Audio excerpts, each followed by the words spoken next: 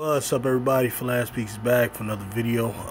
For anyone who follows my channel, this is typically what I do when I have a video that gets a pretty good amount of responses. I saw this one here on Nick Cannon being fired by Viacom. That sparked some conversation, and that's good.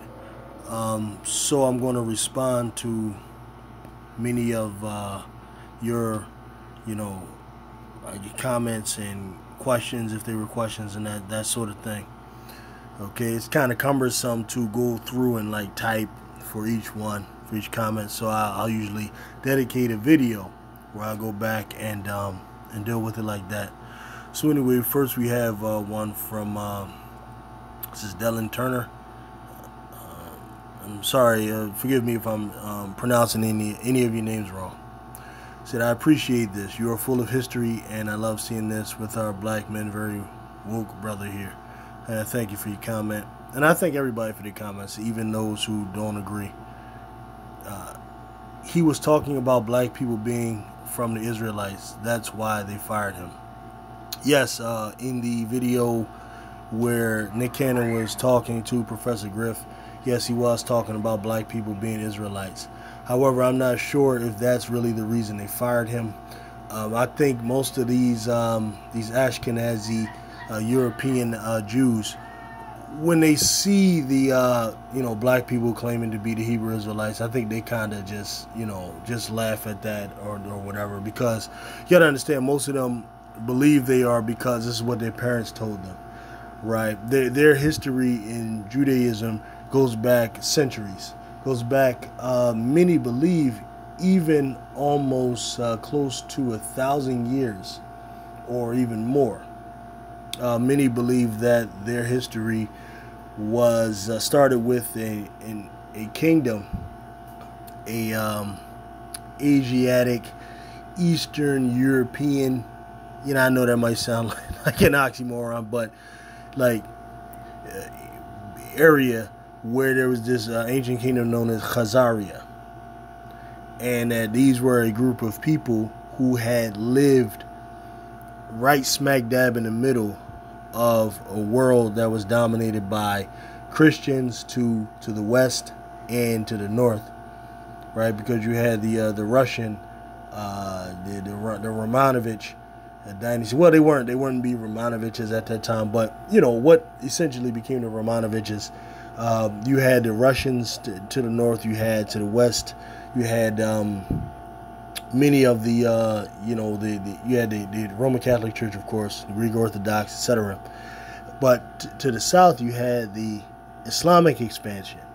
The Islamic, at that time, it would still have been the Bani Umayyad expansion, or the Abbasid, but more than likely the Umayyad expansion, which was moving constantly north.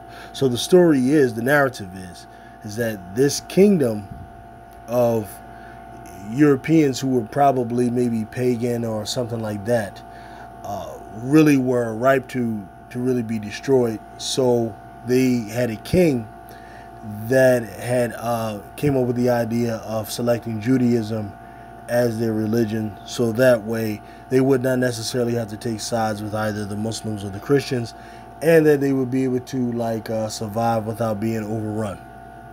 All right, there's some evidence of the existence of this kingdom. I read a document some years ago where the king of Spain at the time had actually wrote the king of Khazaria. And there are other little evidences of the existence of this place, though many of the modern day Zionists would actually deny this place existing.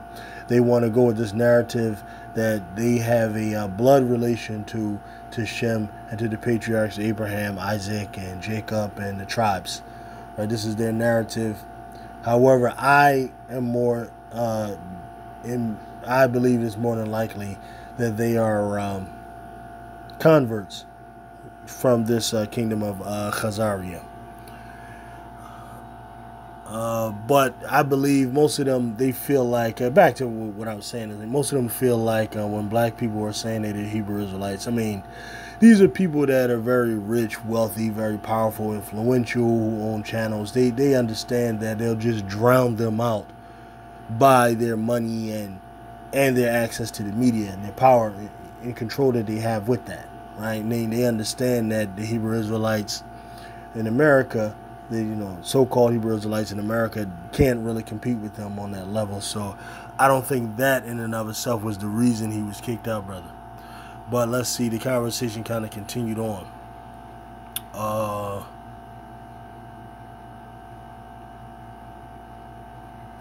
I hear you, but I still can't wrap my head around how we take these ancient... This is from Michael Smith. Okay, this is another brother who kind of changed the subject. He said, I hear you, but I still can't wrap my head around how we take these ancient texts of mystical magic and continue to try and justify them as divine sacred thoughts. Breath of life, quote unquote, or God breath, life into man is only a reference to oxygen on the planet. We know the science of it all without the mystic foolery. For me, the universe operates within a set of rules and laws that can be explained at some point in time, but I look for your explanation on what you were talking about. Okay. Michael, yeah, what I was referring to was the knowledge of how to tap into that part of us that we all have that is known as the spirit. Okay, that's what I was talking about. All right. Now, as far as the let's take it from the top. You said I can't wrap my head around how we take these ancient texts of mystical magic and continue to try and justify them as divine sacred thought. I don't quite understand where you're coming from. If you may, maybe you can come back and explain what you mean, because what you're saying is, I don't know if you're talking about the Bible, if you're talking about the Quran specifically. Maybe you're talking about both. Maybe you're talking about Revelation in general, and you're saying that they're ancient texts of mystical magic. I would need to first understand, why are you calling it ancient text of mystical magic? Where's the mystical magic in the Bible? Where's the mystical magic in the Quran? You have to point out something specific for me to actually address this point you're trying to make. And you said it appears you don't believe in these books, which is fine, that's your choice, okay? And you say and continue to try and justify them as divine sacred thought. No, we don't try to justify them as anything, right? Like, these books were brought by people who claimed prophethood. And along with the claim of prophethood, typically the prophet would come with some type of evidence that he's a prophet. Like, for example, with Jesus, peace be upon him, what he did was, and this was witnessed by people, he performed miracles like turning the water into wine, for example. The other example was raising Lazarus from the dead, right? And you could say these are stories and you can believe them or not believe them, but that doesn't mean anything. Like, you saying you don't believe it is no stronger than me saying I do believe it, because neither one of us were there, right? So when neither one of us were there, we can't have something that's called certainty of sight, right? So the next thing is belief, right? And that's just the way that is when it comes to these types of things that happened prior to either one of us being born. All right. But you're saying justify them as divine sacred thought. No, I believe, like, for example, when the Prophet Muhammad, peace be upon him, was reciting the Quran for a number of various reasons, like, I believe that it was something that he could not have written for a number of reasons, right? And we can go into that, but there's a number of reasons why I believe that it's impossible for him to have written the Quran himself.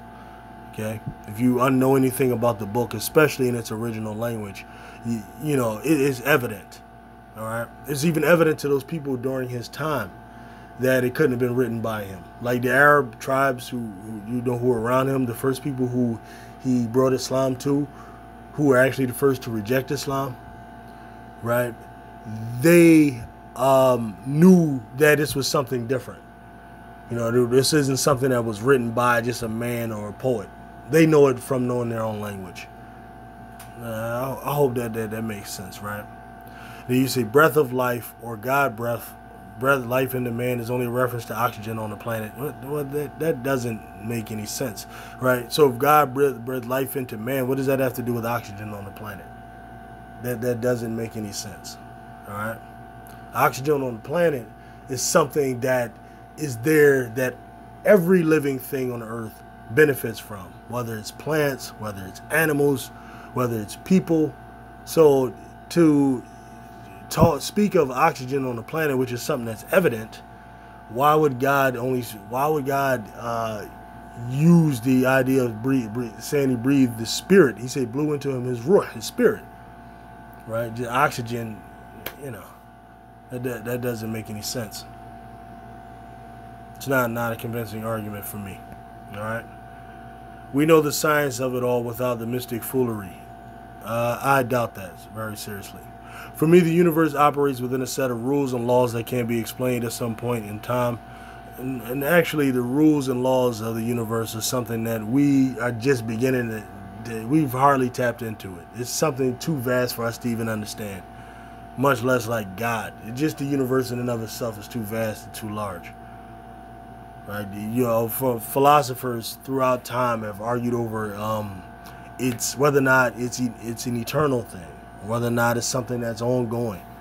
Right? These have been arguments that have been talked about throughout time. All right? What revelation does or what religion does is it offers answers. Okay, that these things are part of creation, that they have an origin. Right? And science, even scientists tell you there's a Big Bang, which means there was some type of an origin.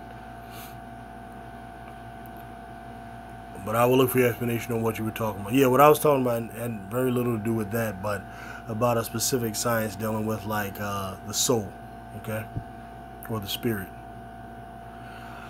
All right, Mark S says, you aren't dealing with Zionists. You are dealing with cancel culture. Nick Cannon is the new Roseanne Barr, that's all. It's hate speech to proclaim a race better than the rest. And after seeing the video for myself, he was acting out of ignorance, which is perpetuated by hate of a race of people. I pray these people who say such things are awoken to the one true creator of this world, and he sets them straight. MLK said it best, you judge a man by his character, not his skin color, and Nick Cannon just decimated his character in my eyes. Okay, Mark, actually, you said you aren't dealing with Zionists. No, you are absolutely, positively dealing with Zionists, okay? They're absolutely, without a doubt, dealing with Zionists. Anytime the levy or the charge of anti-Semitism is levied against a person, you're dealing with Zionists. I don't know how many times I have to say that. That's what Zionists do. Okay, the term anti-Semitic was coined in 1897 by a German named Wilhelm Marr. Okay, you can look this up. And it was used as a means to counter like people who would criticize anything the Zionist movement did, right? Specifically when we're talking about the term anti-Semitic, that's what that was used for. Like the Zionists, when they formulated their, when they came together as a group and formulated their doctrine and formulated their political philosophy, which is what Zionism is. It's a political philosophy that deals with the Jewish right, the right of the children of Israel to have the state of Israel, right, and to have everything from the Euphrates to the Nile. Okay, and they believe that it is their right to possess that area, and also this would include even Egypt and much more of what is known as the Middle East, which really isn't the Middle East. There's no such thing as the Middle East in reality. It's really part of Africa, but whatever, what we know as the Middle East. No, you're absolutely dealing with Zionists. You're dealing with cancel culture. Yeah, that's also true. You are dealing with cancel culture, but one does not negate the other. It's possible that you're dealing with Zionists who are using cancel culture as a means to control the activity of their employees. All right, and Nick Cannon is an employee. Said he's the new Roseanne Barr. I don't really know what that means. Roseanne Barr, what she said was something of a completely different nature, right? Said it's hate speech to proclaim a race better than the rest, and after seeing the video for myself, well, I don't know if it's hate speech to proclaim a race better than, well, I put it to you like this, okay? if it is, it's nothing new. Like, it's nothing new. The idea of proclaiming that a race is better than another, or that a people are better than another people, is as old as human beings themselves. You can go back to the whole you can go back to the time of ancient Babylon, okay, and the king Nimrod, who's a very important character mentioned in the Bible, and he's also mentioned in the Quran as Nimrud, right? He claimed to be a god walking amongst men. When you look at the ruling class, the pharaohs of Egypt, the pharaohs, especially at a certain point in their dynastic period, they claimed to be gods. The pharaoh was like seen as God on earth. This was also copied by the Greeks, right? Alexander the Great claimed to be Zeus, okay? Now, and when Hellenism took shape, which is the political philosophy of the Greeks, the ancient Greeks, when they export their culture, it's Hellenism or Hellenistic culture. That's the name, the term is used for it. They believed they were better than the people that they conquered. They believed their culture was more superior. And even the Romans were even worse with that. When the Romans took over for the Greeks, it was like a big thing to be considered a citizen of the Roman Empire. Okay, they actually called the people they dealt with barbarians. This is a very old thing. This is not like something new. And the reason I bring this up is, like, Nick Cannon, you have to understand, and this is what I was trying to get at in my video. People like Nick Cannon, people like Professor Griff, and those who taught them. This is more of a response to the way black people have been treated. That's more so what it is, right? It isn't like an organic, it isn't organic from black people, organically from them or from us, to believe that, we're superior, we're the gods of the earth and this other type of language.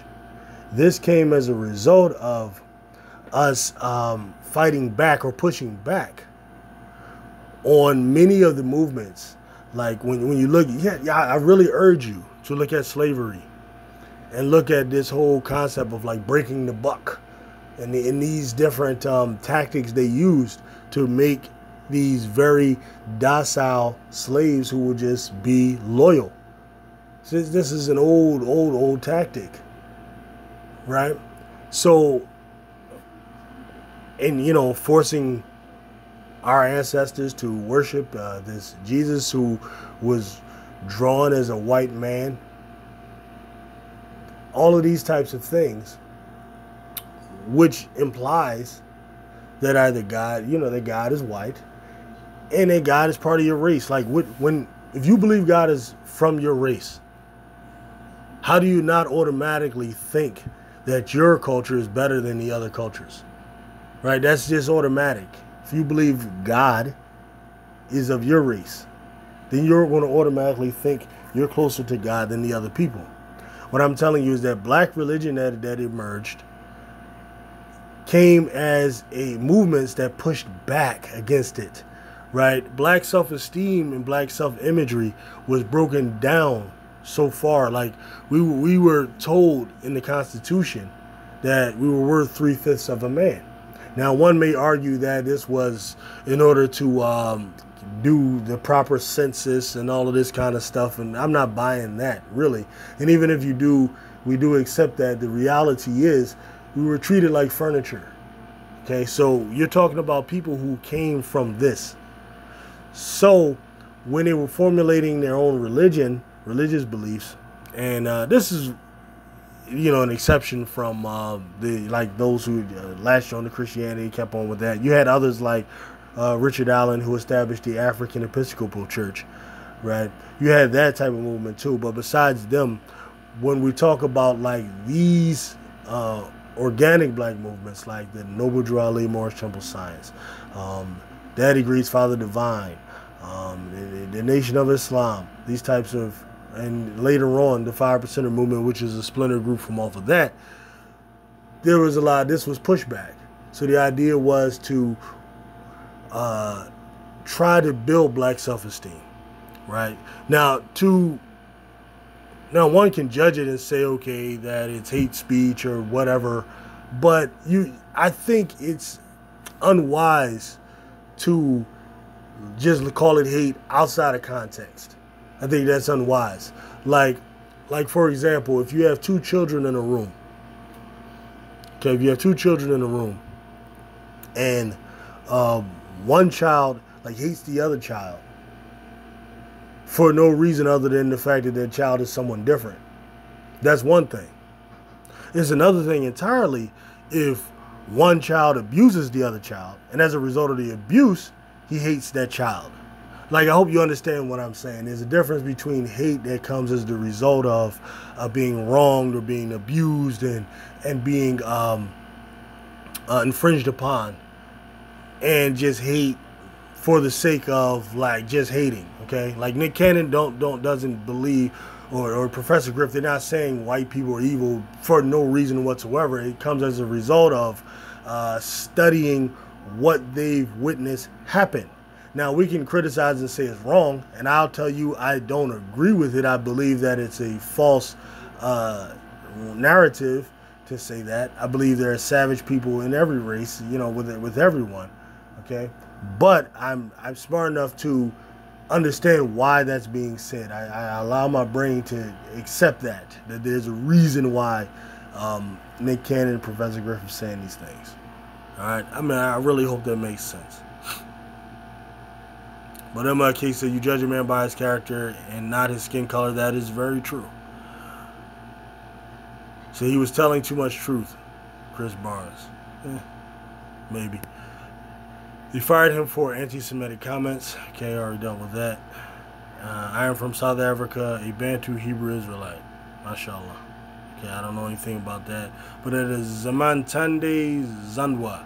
And like I would say to you, if you are the Bantu tribes Hebrew Israelites, if so, I would like for you to enlighten me on that. You know, I'm interested in that sort of thing. All right, because I do know of some. And let me say this too, real fast, because I didn't really touch on this.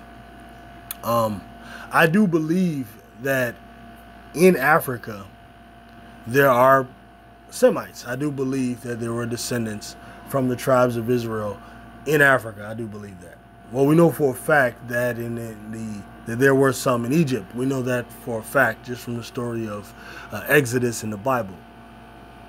Okay, I do believe that when the Romans destroyed the Temple of Solomon in 70 A.D., that the tribes, the Jewish tribes, or the Hebrews, should I say better, the Hebrews, right, had scattered to different parts of the world, and scattering and moving and going into Africa makes sense. It's obvious. It's obvious that that's one of the places they would go.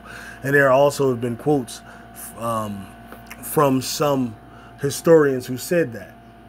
Okay. Now, what I am not convinced of is this idea that every last African American who was brought on slave ships is from the children of Israel.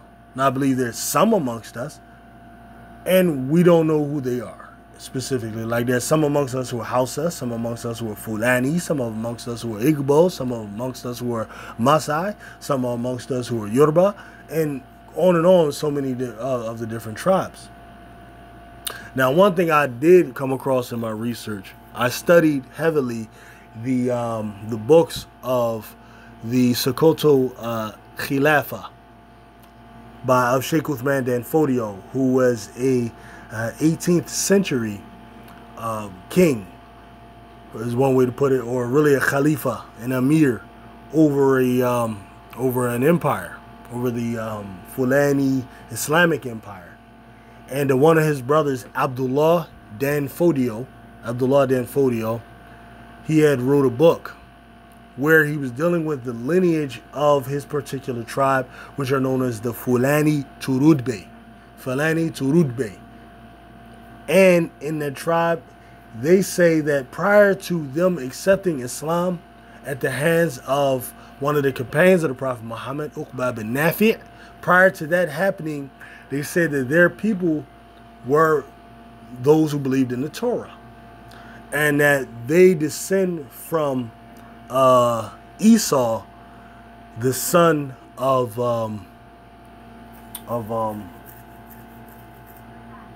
Isaac. That's what he said. Okay, so they're Semitic in that way through Esau. That's what he said. Okay, which would mean they're not banning Israel, children of Israel, but they would be Semites. So I do believe that those exist. However, I don't know that any of us can claim it. I don't believe in declaring I am from the children of Israel without knowledge of it, without evidence. That's what I'm saying.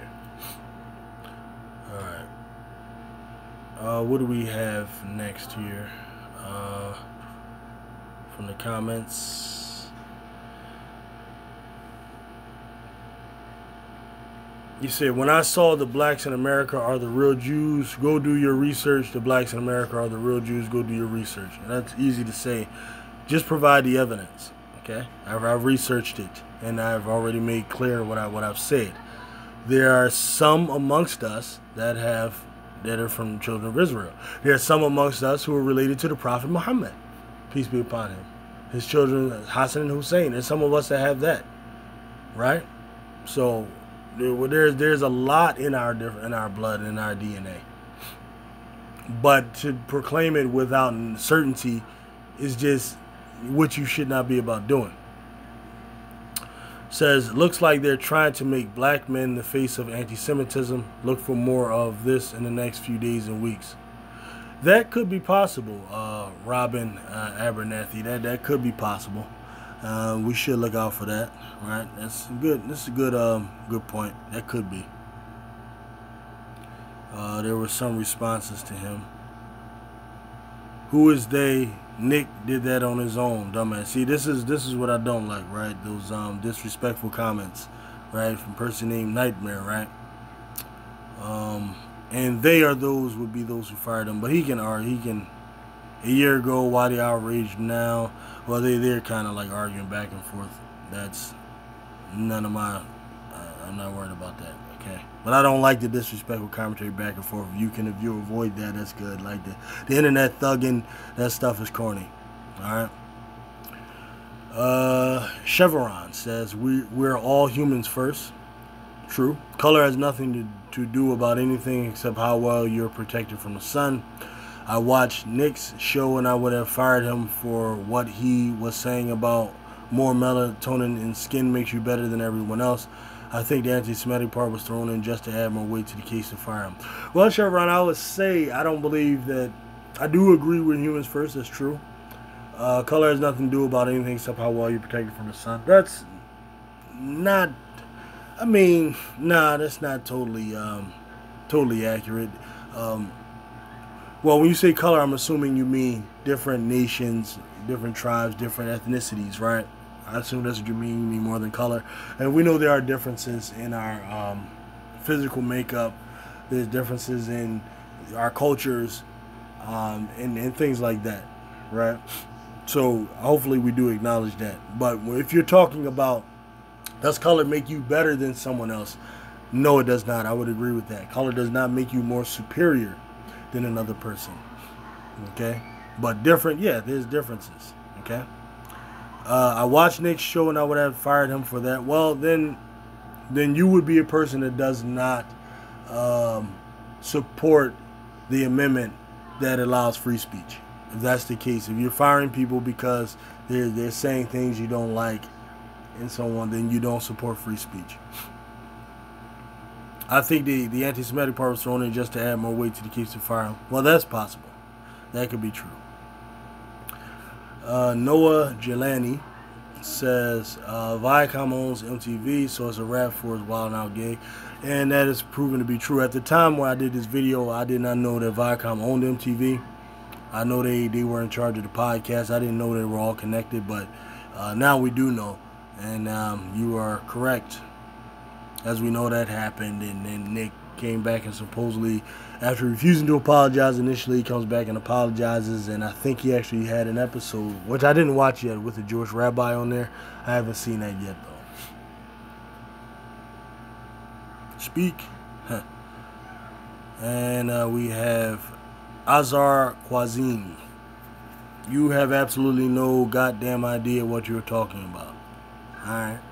Well, anybody can say that. So, what you should do is tell me why I have no idea what I'm talking about. Dux Sarah Lewis Corvus says your Arabic pronunciation is good. No, I have a long ways to go with that. I learned Arabic from living in Egypt for 3 years. Okay, from 2000. Well, I'm not gonna get into all of that, but I lived in Egypt for 3 years, so that's where I learned Arabic. Adam was not the first. Lorenzo Carr says Adam was not the first man, and I challenge me to prove me different, and I'll show you from your own book, the so-called Holy Bible. Okay.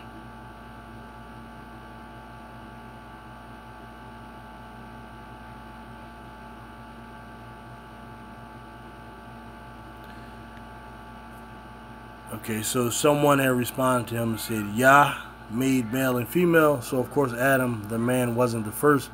He was the first man taken from among the Adamites and given Yah's laws. Yeah, so I don't know what they're talking about with any of that.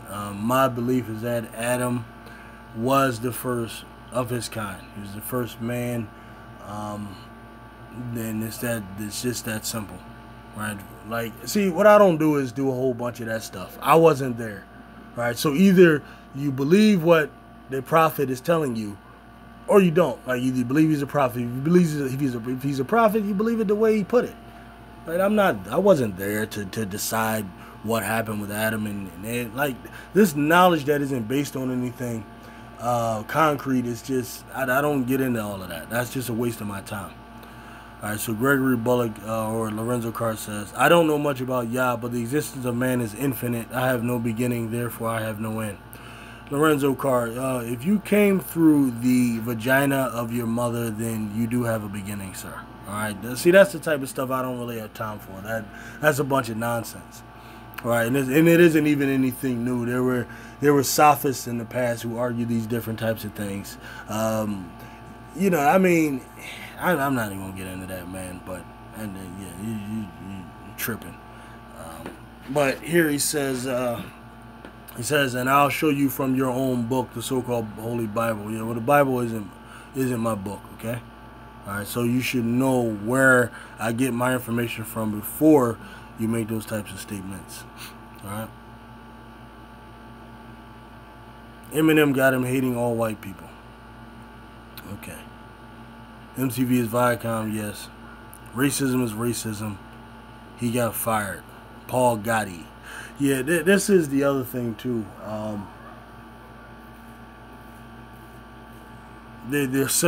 Today you have this very simplistic view of racism and what it is. So now because racism has been so oversimplified now, what happens is now for people to make clear what we mean when we say racism, they add the word systemic to it now. Prior to this age, especially when you talk about the Jim Crow years and the way racism was understood then, racism was automatically known as systemic. You didn't have to add the word systemic to it. The word systemic was implied in racism because when you add ism to something, that means it's a philosophy. So it could be a political philosophy. It could be an ideological philosophy or whatever, but a type of ism. So back then, of course, under Jim Crow, where you had segregation, where you had white water fountains, black water fountains, white schools, black schools, white buses, black buses, white neighborhoods, black neighborhoods, okay? White districts, black districts, white restaurants, black white restaurants. That was racism, but it was in a actual political, philosophical form, right? It had an actual manifestation. So it was called systemic because it was under a system of racism. Because that has been abolished now, that meaning has kind of been lost, okay? But typically, those who are in power are the ones who have racism that is meaningful, all right? Just the idea of just, like for example, a black person not liking Chinese people. right? Sure, I cannot like Chinese people. And then you can have a Chinese person that doesn't like black people, right? That's just, that's fine, whatever, right? But it means something, let's say, but it's different if I'm a black man is living in China, where you have the Chinese that rule, and the Chinese government are saying black people are not allowed to like go to college or get an education or get medical care or something like that. See, that's where that racism is relevant. Okay? So the idea that racism is just, it's ignorant. It's looking at the situation from a very overly simplistic point of view where, you know, you're just not going to understand what we're getting at when we say it really isn't. Right? The idea that black people being racist doesn't really mean much, because like, black people aren't running the government, black people aren't like controlling the media, black people aren't doing any of these types of things. So we could be racist all we want to you, or we could be bigots all we want, but it isn't relevant, it doesn't mean anything. Racism is more of an issue for whites, okay? Because whites control the government. Now, I do want you to understand, I do make distinctions between white people. Okay, there are white people who were here during the slave trade, ran the slave trade. Then there were white people who came over later, like Italians and Irish people. Many of them didn't come to the United States until 1920s. Like, I get it, right? Who then you may not have had a connection to racism. I understand that, okay? But we all should not play dumb when it comes to understanding what had happened systemically here in this country. Like, literally in the Constitution, black people were not considered like free. We're considered like property. Okay, that existed. It was white people who put that in play. Right? So to act like we can just act like that didn't happen and play this role where we don't see color is very insulting to people's intelligence. And this is where, and I'm going to do a whole thing too on Candace Owens. I got a whole lot of stuff to do with her. People like other like liberal, other conservative blacks who make a lot of good points. But where they lose black people is this idea of acting as if you can just all of a sudden forget about history, forget about what happened, not have any things in place that make sure that we don't get back to that. Just sit here and pretend like, you know, there is no racism and no systemic racism exists. This is where you lose people. All right. But what I would say, he got fired because he insulted the people he worked for, which is dumb. I will say that, Paul. It was dumb. You know, unless, you know, he was willing to just suffer the consequences, then, you know, then that's a man's choice. All right. Yeah, I got a couple of videos we want to drop this weekend. You know, well, this is Saturday, probably tomorrow or Monday. I'm working on a few things. But this is pretty much my response to those who said something on my Nick Cannon video. And yeah, I appreciate, like I said, I appreciate it all. All right. So with that, Flan Speaks, I'm out.